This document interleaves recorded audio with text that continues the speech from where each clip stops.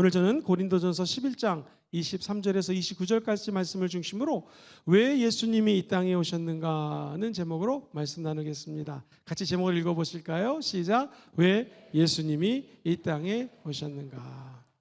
우리 모두 다 예수님을 믿고 구원받아 천국 가는 거 믿으시면 한번 아멘 해볼까요? 아멘. 다 예수를 믿습니다. 그런데 한 번쯤 진지하게 왜 예수님은 이 땅에 오셨는가?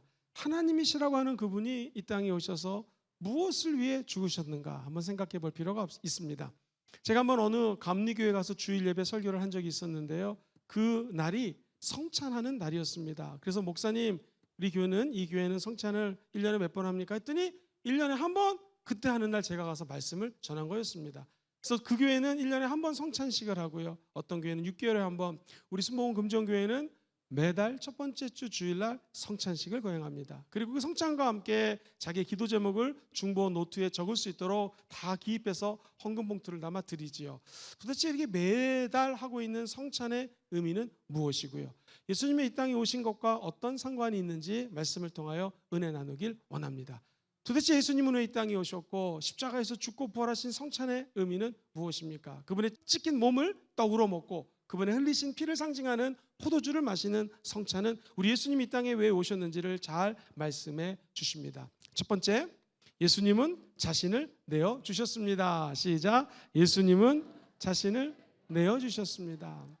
사람은 사람에게 사랑을 베풀 때 많이 주는 것 같지만 또 조변 섞게 합니다. 다 줬다가 뺏는 경우도 있습니다. 이민교회에서 목회할 때 청년 사역하면은요, 남자 형제가 자매에게 선물을 줍니다. 나중에 헤어질 때 또 뺏어갑니다. 사람은 사랑한다고 주는 것 같지만 이기적이기 때문에 그 사랑이 영원하지도 못하고 주는 것 같지만 내 것을 계산해서 주는 경우가 대부분이죠. 근데 예수님은 철저히 남아있는 물 한 방울, 피 한 방울까지도 옆구리에 창을 찔리면서 저와 여러분을 위해서 아낌없이 주셨습니다. 사랑이라고 하는 기독교의 핵심 진리를 우리 인간이 다 이루지 못하기 때문에 실천적으로 몸을 찢기고 피를 흘리시면서 그 사랑을 보여주신 것이죠. 사랑하는 성도님들, 저와 여러분이 친구를 위해서 대신 죽을 수 있다면 이거보다 고귀한 사랑이 어디 있겠습니까? 예수님은 저와 여러분들과 친구가 되기 위해서 십자가에서 생명을 다하시기까지 사랑해 주셨습니다. 그리고 그 희생의 열매는 어떤 열매가 맺어지는가? 하나님의 자녀가 되는 권세를 허락하여 주신 것입니다. 이제 우리는 자녀로서 기도하면 하늘의 문이 열리시고 그 위대하시고 높고 크신 하나님과 대화할 수 있는 길이 열리게 된 것이죠. 사랑하는 성도님들, 한 기업에서 회장님이 이사진들과 함께 회의를 합니다. 자, 박 이사님, 또 박 전무님, 김 이사님 어떻게 생각하십니까? 라고 회의할 때 이제 막 신입사원을 불러가지고 자네는 이것을 어떻게 생각하느냐라고 물어보진 않을 것입니다. 다 의견을 수렴의 내용 가지고 회의를 하고 결정하지 않겠습니까? 총장님이 대학에서 교수님들과 회의하는데 이제 신입생이나 저 지나가는 중고등학생들 앉혀놓고 의견을 물어보지 않을 것입니다.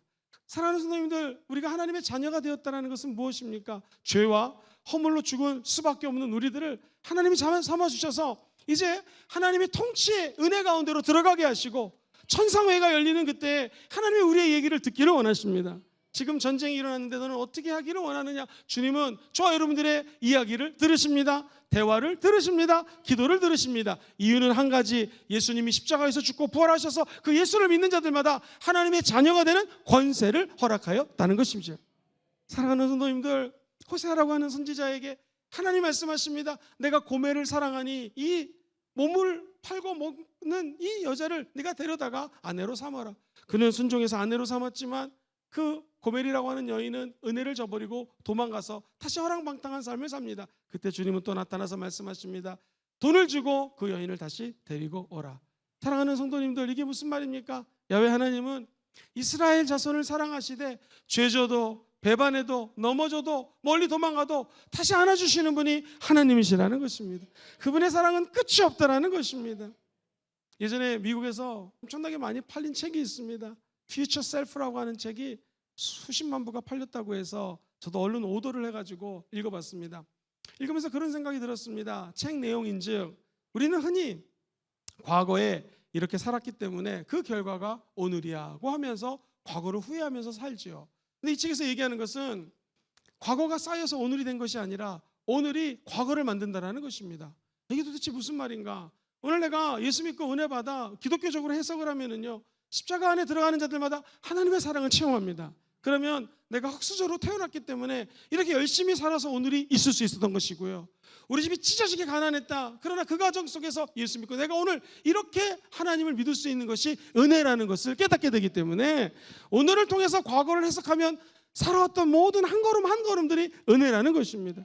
은혜 아니면 이것에 모일 수 있는 아무런 능력이 우리에게 없다라는 것이죠. 그렇습니다. 그렇게 따지니 미래의 자아는 저 미래가 오늘을 만든다라는 것입니다.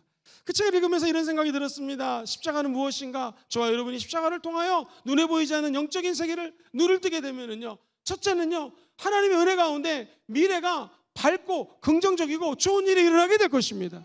왜 그럴까요? 육신을 따르는 자는 육신의 일을 생각하지만 성령을 따르는 자는 성령과 함께 생각하기 때문에 여러분 미래에 반드시 좋은 일이 일어납니다. 옆에 있는 사람을 아주 사랑스러운 눈빛으로 바라보시면서 이렇게 해봅시다. 당신의 미래는 참으로 찬란할 것입니다. 시작. 당신의 미래는 참으로 찬란할 것입니다. 라고 미래를 생각하는 것이죠. 결혼 안 하신 우리 형제자매들 미래에 좋은 남편 아내를 만날 것을 믿음으로 선포하십시오. 우리에게 꿈과 비전이 있으면은요, 그 미래가 우리 하나님의 은혜 가운데 저와 여러분들을 현실에 임할 수 있다는 것입니다. 쉽게 얘기하면 십자가의 사랑은 무엇인가? 과거에 죄를 졌는데 우리 주님이 용서하셔서 오늘 우리가 하나님의 자녀로서 이 자리에서 예배를 드리고 있습니다. 앞으로 오늘 이 시점 이후로 미래에 10년 살지 20년 살지 50년 더 살지는 아무도 모릅니다. 그러나 천국 가는 날까지 하나님이 우리 인생에 개입해 주십니다. 도와주십니다. 손을 잡아 주실 것입니다. 또 넘어질 수 있지만 우리 주님이 일으켜 세워 주실 것입니다. 이것이 십자가의 사랑이라는 것이고요. 2000년 전에 예수님이 단순히 죽은 것이 아니라 그 예수님의 사랑은 지금 이 자리에서도 역사합니다. 더 놀라운 것은 미래에 어떤 죄를 범한다 할지라도 미래의 죄까지 우리 주님은 저와 여러분들을 용서해 주십니다. 그리고 저 미래의 세계가 오늘 현실을 이끈다라는 것은 저와 여러분들이 할 수 있는 거 하나, 우리 자신을 부인하고 십자가 부여잡고 자기 십자가를 메어지고 우리 사명 따라 하나님의 영광의 길을 걷게 되면은 우리의 미래는 모든 것들이 합력하여 선을 이루게 될 것입니다. 이것을 끊임없이 십자가와 함께 바라보십시오. 그리고 입술로 선포하십시오. 예수님은 자기의 생명을 내어줌으로 사랑이 무엇인지를 확증하셨어요. 보여주셨습니다. 우리는 하나님의 사랑을 받은 자로서 이제 그 사랑에 감격하여 사랑을 실천해 나가는 것이죠. 요한일서 4장 10절은 이렇게 선포합니다. 사랑은 여기 있으니 우리가 하나님을 사랑한 것이 아니요 하나님이 우리를 사랑하사 우리의 죄를 속하기 위하여 화목 제물로 그 아들을 보내셨음이니라. 쉬운 말 버전은 이렇게 번역합니다. 시작. 사랑이 바로 여기에 있으니 곧 우리가 하나님을 사랑한 것이 아니라.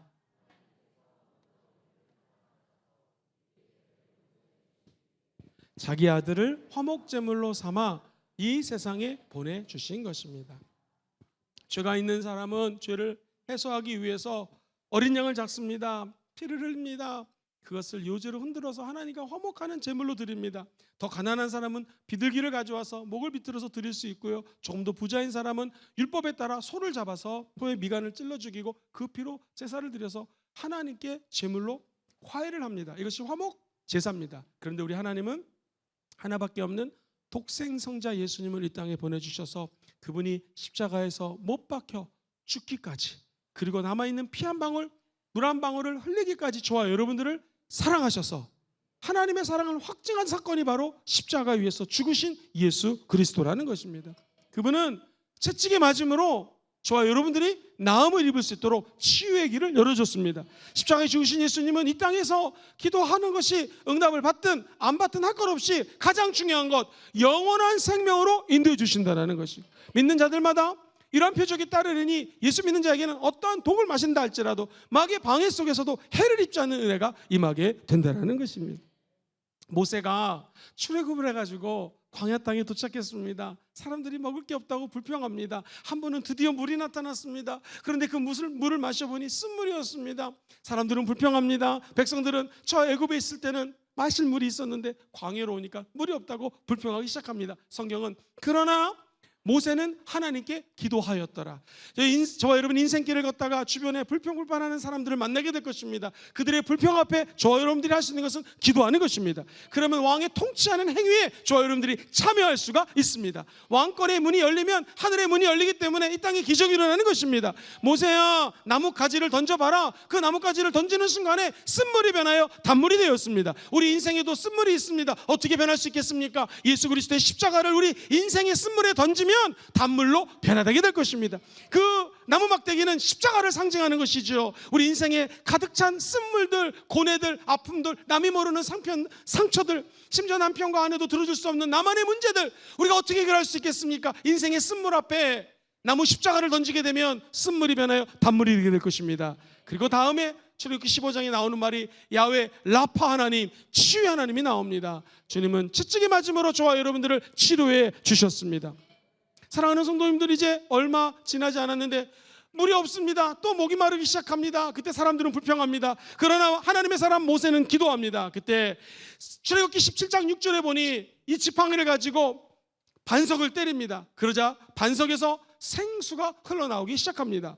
이것을 오늘 본문은 고린도서 11장인데 고린도서 10장 바로 전장에 4절을 보면 사도 바울은 이 사건을 이렇게 선포하지요. 시작. 다 같은 신령한 음료를 마셨음에 그 반석은 곧 그리스도시라. 쉬운 말은요, 이렇게 번역했습니다. 똑같은 사람들이 신령한 물, 생수를 마셨습니다. 그들은 그들과 함께 있던 신령한 어디에서? 바위 위에서 솟아나오는 뭐를 마셨어요? 물을 마셨는데 제일 밑에 줄 시작. 그 바위는 바로 그리스도라는, 예수님이 채찍에 맞음으로 우리가 나음을 입었습니다. 바위가 지팡이에 맞음으로 생수가 쏟아져 나온 것처럼 예수 그리스도가 저와 여러분을 위해서 죽기까지 사랑하셨기 때문에 우리는 영적인 생명수를 마실 수가 있는 하나님의 자녀가 되었다는 것이죠. 그렇습니다.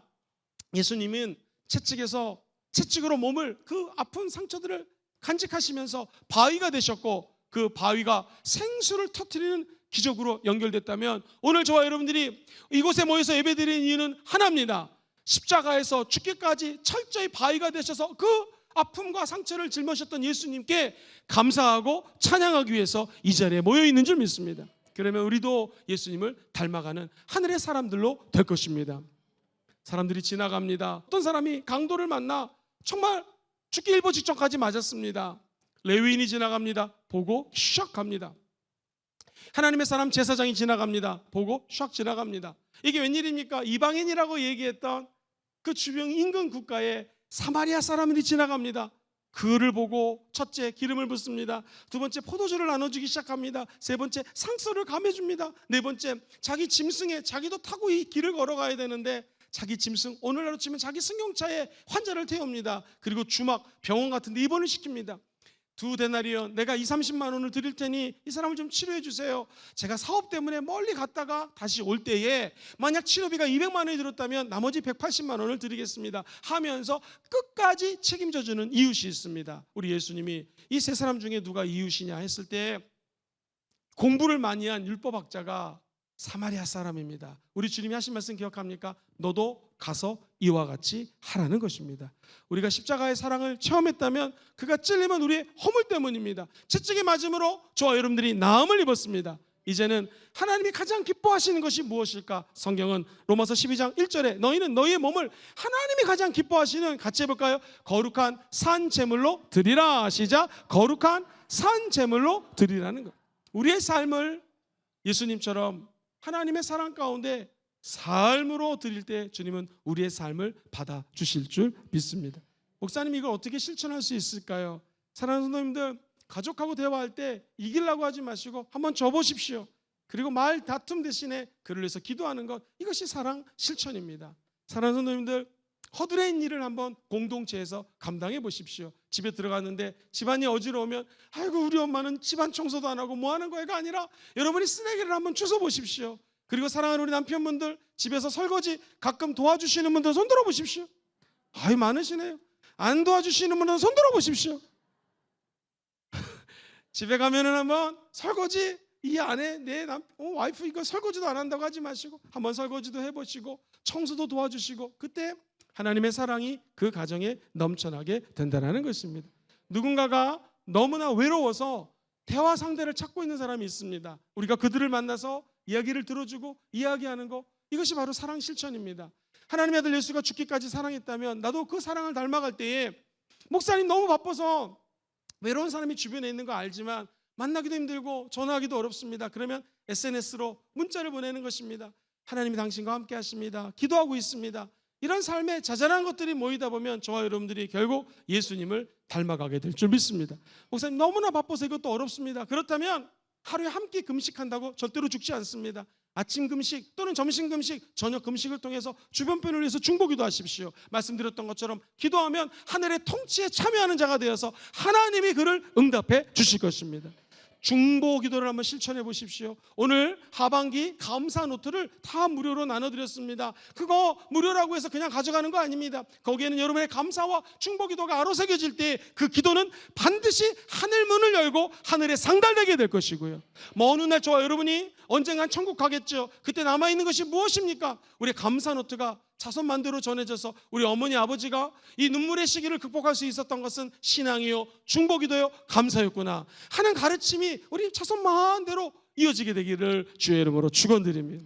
우리 예수님은 이 땅에서 사랑을 보이셨습니다. 이제 우리가 십자가에서 죽은 그 사랑을 실천하기를 원하신다라는 것이죠. 우리 본문 말씀 같이 한번 24절부터 천천히 읽어보겠습니다. 시작. 축사하시고 떼어 이르시되 이것은 너희를 위하는 내 몸이니 이것을 행하여 나를 기념하라 하시고, 25절도요. 식후에 또한 그와 같이 잔을 가지고 이르시되 이 잔은 내 피로 세운 새 언약이니 이것을 행하며 마실 때마다 나를 기념하라. 할렐루야. 그렇습니다. 이 쉬운 말 버전을 읽어보니까요, 24절을 이렇게 번역해 놨습니다. 하나님, 아버지 하나님께 뭐를 드렸어요? 예수님이 감사기도를 드렸습니다. 우리 예수님도 주님께서 성찬식을 하시기 전에 하나님께 감사기도를 드십니다. 그리고 빵을 떼어 제자들에게 나누어 주시면서 말씀하시기를 이것은 너희를 위한 내 몸이다. 이것을 행하여 나를 기념하라. 그 다음 절도 한번 읽어볼까요? 시작. 또 식사 후에 포도주 잔을 손에 들고 감사기도를 드리신 다음 제자들에게 말씀하셨습니다. 이 잔은 내 피로 세우는 새 언약이다. 너희는 이것을 향하여 마실 때마다 나를 어떻게 하라고요?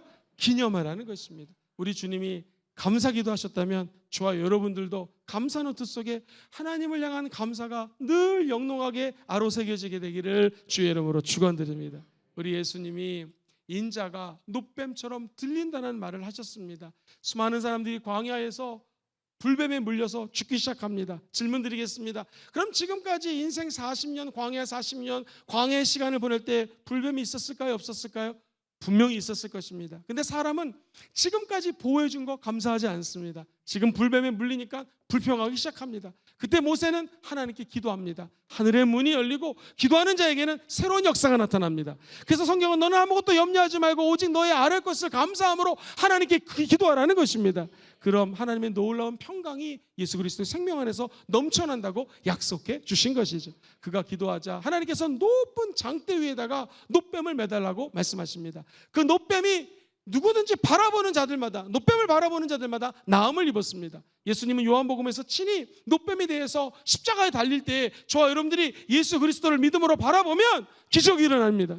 우리의 눈으로 예수 그리스도의 십자가를 보는 순간에 하나님의 영롱한 사랑이 우리 마음속에 새겨지는 것이죠. 그래서 우리도 작은 희생을 실천할 수 있는 예수의 사람, 예수 닮아가는 사람으로 변화될 줄 믿습니다.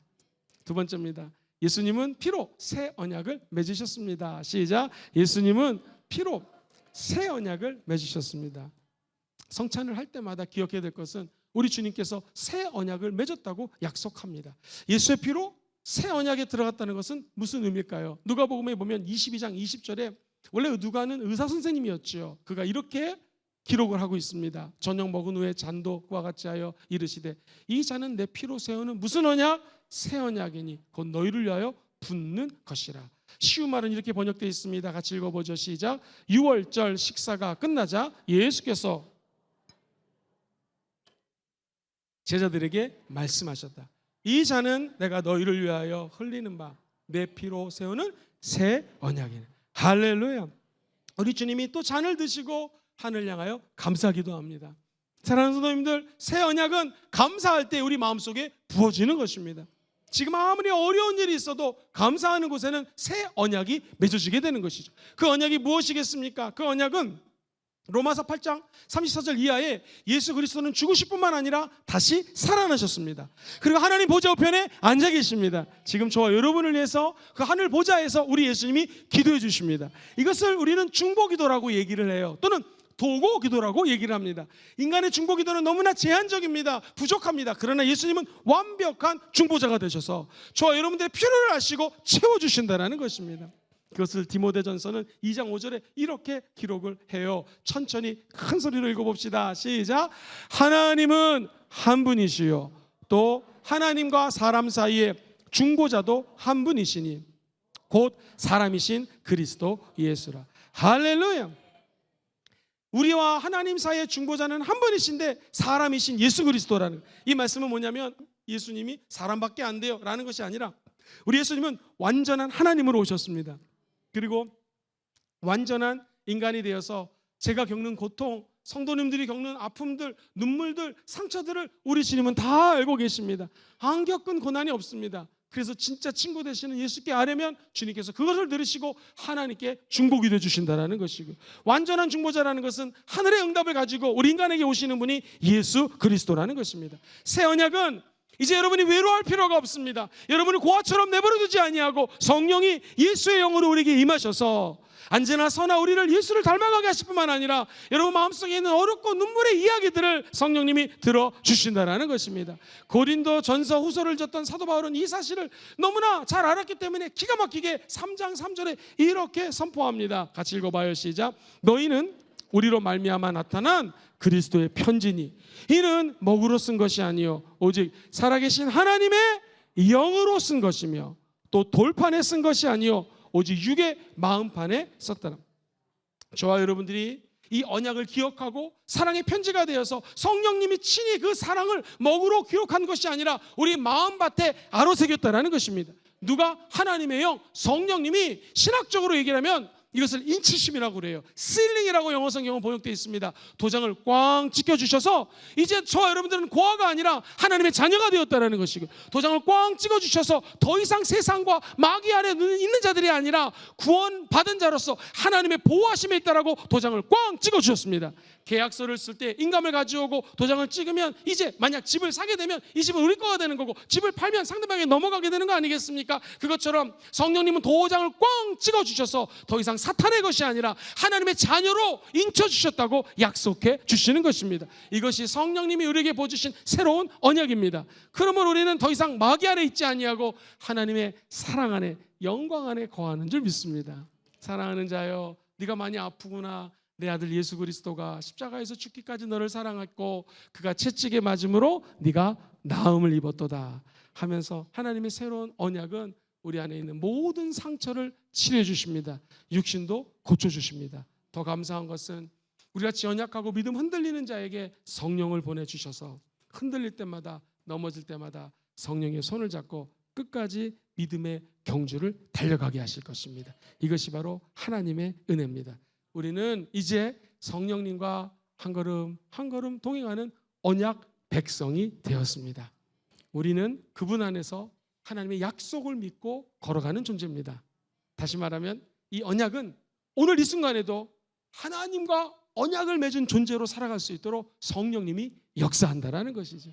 바라기는 우리 안에 계신 성령님과 늘 동행하셔서 하늘의 언약을 이루어드리는 여러분 되시기를 주의 이름으로 축원드립니다. 새 언약의 본질은 뭐냐? 예수의 피로 세워진 은혜의 약속입니다. 사람과의 약속은 잘못될 수 있지만 하나님의 약속을 지키시는 분이십니다. 우리 예수님은 이 땅에 오셔서 피를 흘리시기까지 저와 여러분을 사랑한 중보자가 되십니다. 그리고 성령님은 그 언약을 마음밭에 새겨주시고 먹물로 기록한 것이 아니라 성령이 친히 인쳐주셔서 성령 안에 하나님 보여주시는 약속으로 살아가는 존재가 저와 여러분이 되었다라는 것이죠. 이 사실을 믿고 감사하는 자에게는요, 기적이 일어나게 될 것입니다. 영접하는 자, 곧 하나님의 아들을 믿는 자에게는 하나님의 자녀가 되는 권세를 줬습니다. 그래서 이 순간부터 내 마음속에 정죄감이 올 수 있습니다. 왜 나는 이거밖에 안 되지? 또 죄를 졌다. 이럴 때 한번 따라해 보시죠. 그럼에도 불구하고 나는 하나님의 자녀다. 시작. 그럼에도 불구하고 나는 하나님의 자녀라는 그것을 입술로 선포하셔야 됩니다. 수치감이 들 때에, 직장에서나 학교에서 어려움을 당할 때에 우리가 할 수 있는 것은 나는 하나님의 자녀라는 것이죠. 하나님의 자녀는 오직 하나님께 영광을 올려드리며 사는 존재로 변했다라는 것이죠. 사랑하는 성도님들, 왜 사업을 하십니까? 왜 공부를 하십니까? 왜 결혼을 하고 왜 자녀를 낳습니까? 한 가지입니다. 우리는 하나님의 영광을 위하여 살아가는 존재입니다. 다시 말하면 하나님이 나에게 부어준 사명, 그리고 하나님이 나에게 맺어주신 언약, 이것을 우리는 자기 십자가라고 표현하죠. 그래서 나를 부인하고 내 안에 계신 예수와 함께 나의 십자가를 짊어지고 예수를 따라가는 삶이 크리스찬의 삶입니다. 그러므로 예를 들어 보겠습니다. 우리가 용서하라는 거 쉽지 않습니다. 사람 용서하는 거 어렵습니다. 그때 우리는 마음속으로 되새길 것이 있습니다. 나를 힘들게 한 그 사람을 내가 용서하기 원합니다. 하나님 나를 좀 도와주시옵소서 라고 주님께 간구하는 것이죠. 그렇습니다. 지하철을 타거나 어려운 버스를 타거나 이럴 때 어려운 사람들이 탑니다. 그러면 갑자기 자는 척하는 사람이 있습니다. 그러지 마시고 노약자들에게 양보하고요. 바쁜 동료들이 있으면 대신 십자가도 좀 짊어지시고 뒤처진 사람 챙겨서 한번 같이 길을 갈 수 있도록 도와주시고, 우리가 예수 그리스도를 믿는 사람들처럼 예수를 닮아가는 역사, 성령 안에서 나타나게 될 줄 믿습니다. 기억하십시오. 우리 예수님은 저와 여러분들에게 십자가를 통하여 새 언약을 부어주셨습니다. 저와 여러분들이 절대로 망하지 않는다라는 것이. 마지막 세 번째입니다.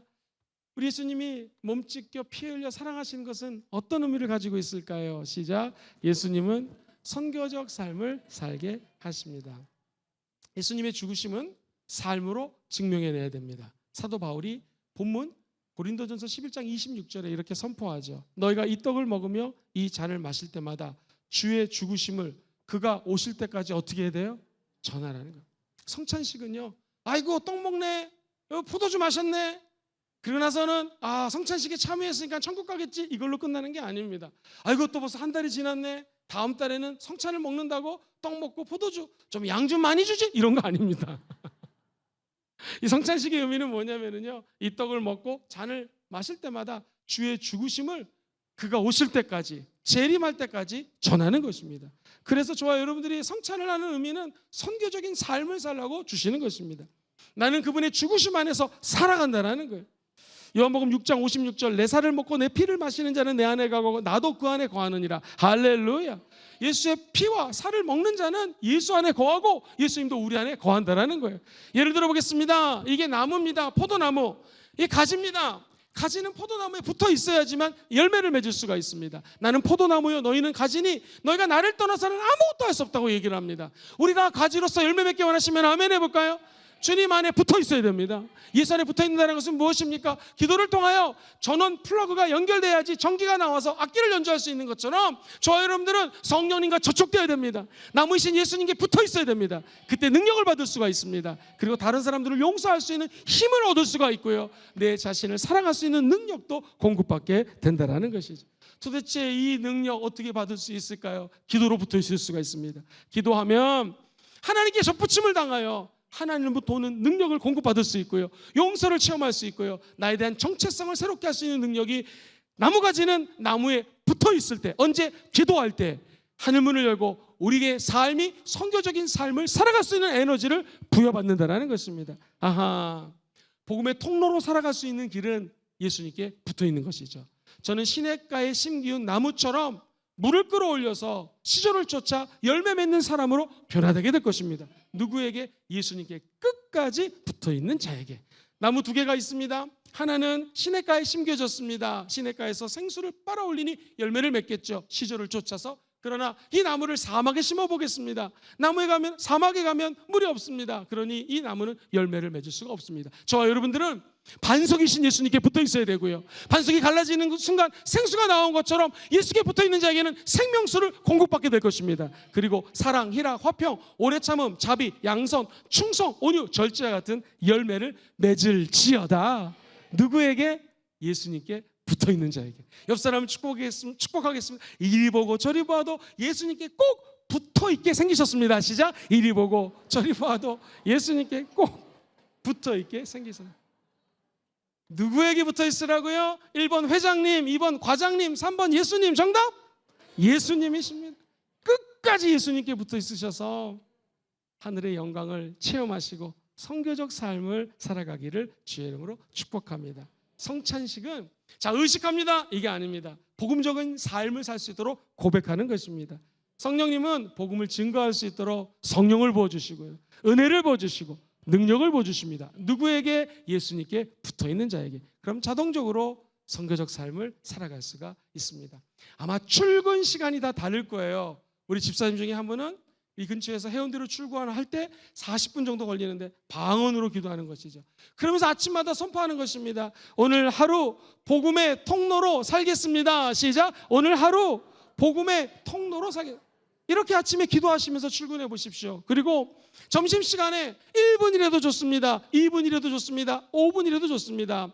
주변에 사람이 많은 직장이라면 헤드폰으로 찬송가를 들으시면서 보혈 찬양을 하나 들으시고, 하나님 이 짜증나는 상황 속에서도 주님을 바라봅니다. 열매를 맺게 도와주시옵소서. 나는 가집니다. 주님을 떠나서는 하나도 할 수가 없으니 주님께 붙어 있겠습니다. 그러면 주님께서는 그 힘든 점심시간에도 은혜를 공급해 주실 것입니다. 사랑하는 성도님들, 그리고 주무시기 전에 감사 노트를 기록하면서 하나님 오늘 이런 것들이 참으로 감사했습니다. 3개 정도 기록하시고 남편과 아내와 자녀가 오늘 무엇을 감사했니 하면서 짧은 가정 예배를 드릴 때 하늘의 영광이 일어나게 될 줄 믿습니다. 아하, 저와 여러분들이 잊지 말아야 될 것은 예수의 피와 예수의 찢기신 몸을 통해서 살고 있는 자라는 것을 잊으시면 안 됩니다. 우리의 삶이 말로 복음을 증거하는 것이 아니라 삶으로 복음을 증거하게 도와주옵소서. 이게 바로 선교적 삶입니다. 오직 성령이 내게 임하면 땅끝까지로 증인되는 것이죠. 늘 말씀드리지만 땅끝이 어딥니까? 옆에 앉은 사람이 지구는 둥그니까 땅끝입니다. 그 내일부터 펼쳐지는 인생의 여정 속에 내일 만나는 옆에 있는 앉은 사람, 그리고 내일 접촉하는 모든 사람들이 선교 대상이라는 것이고요. 우리가 아프리카에 안 나가도 인도에 안 나가도 여러분이 살고 있는 그 삶의 터전이 선교지입니다. 선교지에서 끝까지 예수님의 사랑을 증거하는 선교적 삶을 사시기를 주의 이름으로 축원드립니다. 말씀을 정리할까요? 예수님은 우리를 살리려고 이 땅에 오셔서 십자가에서 죽으셨습니다. 그리고 저와 여러분들을 변화시키기 위해서 부활하셨습니다. 3가지 요점입니다. 시작. 예수님은 자기를 내어주셨습니다. 죽기까지 사랑하셨다는 것이, 우리도 그 사랑을 작은 것부터 실천할 수 있습니다. 2번째, 같이 읽어보죠. 시작. 예수님은 피로 새 언약을, 그 언약은 절대로 변하지 않습니다. 그 언약은 끝까지 저와 여러분들을 보호해 주실 것이고, 먼 훗날 저 미래에서 2025년 바라볼 때에 하나님은 언약을 신실하게 지키신 분이심을 저와 여러분들이 분명히 알게 될 것입니다. 그래서 믿음의 눈을 들어 생각과 믿음과 꿈과 말로 저 미래로 달려가시고, 저 미래가 지금 우리를 이끌어 나가게 되기를 주의 이름으로 축원드립니다. 마지막 3번째, 시작. 예수님은 선교적 삶을 살게 하십니다. 이게 사람의 힘으로 안 되니 하나님의 영으로 충만하셔서 성찬을 대할 때마다 성령님과 동행하시고 선교적 삶의 열매를 맺으시기를 주의 이름으로 축원드립니다.